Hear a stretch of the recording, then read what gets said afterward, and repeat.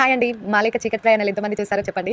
మేమైతే ఇప్పుడు నైట్ 10:30కి అయితే అమ్మ వాళ్ళ ఇంటికైతే బయలుదేరినాం. పొద్దున్న 6 గంటలకు లేచి చూసేసరికి మా ఆకిలంతా వేపాకైపోయింది. అమ్మ ఈ ఊర్లో లేక 2 నెలలు అవుతుంది ఇంటి దగ్గర లేక. ఇప్పుడైతే వేపాకు మొత్తం ఆకిలి నిండిపోయింది. 3 వేప చెట్లు ఉంటాయి పెద్దవి. అవి మా తాతలు ఉన్నప్పటి నుంచి పెట్టినాయి అనమాట. ఆ వేపాకు మొత్తం ఇది ఎండాకాలం కదా మొత్తం రాలిపోయినాయి. అంతా వేపాకు అంతా క్లీన్ చేసేసరికి 16 టబ్బులైతే వేపాకు మొత్తం వెళ్ళింది.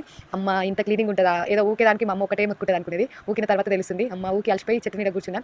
పక్కనే మల్లె చెట్టు చూసేసరికి అబ్బా మంచిగా మల్లె మొగ్గలు అయితే వేసింది. దాంట్లో ఉన్న వేపాకునంతా క్లీన్ చేసి మంచిగా కదలదోవి నీళ్ళైతే వచ్చిన 2 నెలలు నీళ్ళు వేయకపోయినా సరే మల్లె చెట్టు అయితే మొగ్గలేసింది. చెట్లు అయితే మంచిగా పచ్చగుండి చల్ల గాలినిస్తాయి.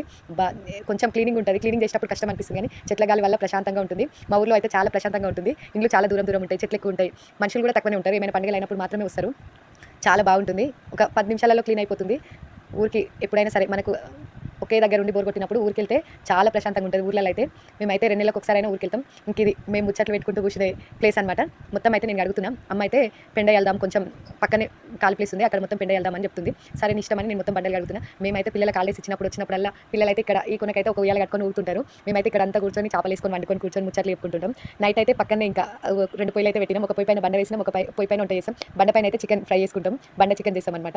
చాలా చలికి మంచిగా మంట పెద్ద పెద్ద మంటలు వేసుకొని ముచ్చట్లు చెప్పుకుంటూ 2, 3 అయ్యే వరకు నిద్రపోమన్నమాట. ఒక 4, 5 రోజులు అయితే మంచిగా ఉండిపోతాము. వచ్చినప్పుడల్లా ఇంకా మా చిన్న పాప అయితే పక్కనే పైపు వాటర్ ట్యాంక్ దగ్గర పైప్ వేసి వచ్చింది. నీళ్ళకైతే ఏ ఇబ్బంది ఉండదు. ఊర్లో ఒకప్పుడు మాత్రం బిందెలు పట్టుకొని తిరిగేది. ఇప్పుడైతే నీళ్ళకి ఇబ్బంది లేదు. మా ఇంట్లో పనులన్నీ అయిపోయినాయి. గిన్నెలు తోమడం, బండలు తుడవడం అన్ని పనులు అయిపోయినాయి. స్నానాలు కూడా అయిపోయినాయి. లాస్ట్కి అయితే అయ్యన్ బాబుకి కొన్ని వేడి వాటర్ పెట్టి స్నానం చేపిస్తున్నాం. స్నానం అంటే చాలా భయం ఆయనకి. స్నానాలు అందరూ అయిపోయినాయి. ఆల్రెడీ మేము వండుకొని వేడి అన్నం వండుకొని నిమ్మకాయ చట్నీ పోసి పెట్టుకొని పిల్లలు పెద్దలు అందరం తిన్నాం.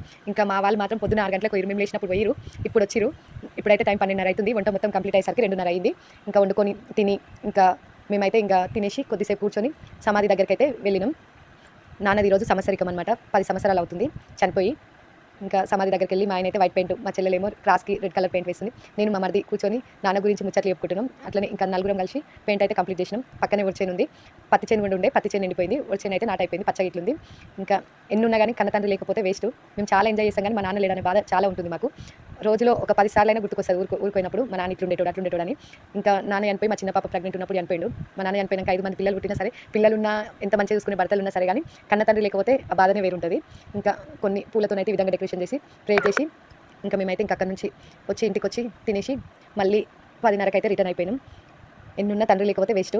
కానీ ఏం చేస్తాం, లైఫ్లో అందరూ ఉండాలని ఉండదు కదా. ఇంకా మేమైతే రిటర్న్ అయిపోయినాం. మీరు నైట్ ఎంతమంది అయితే ప్రయాణాలు చేస్తారో చెప్పండి ఫ్రెండ్స్.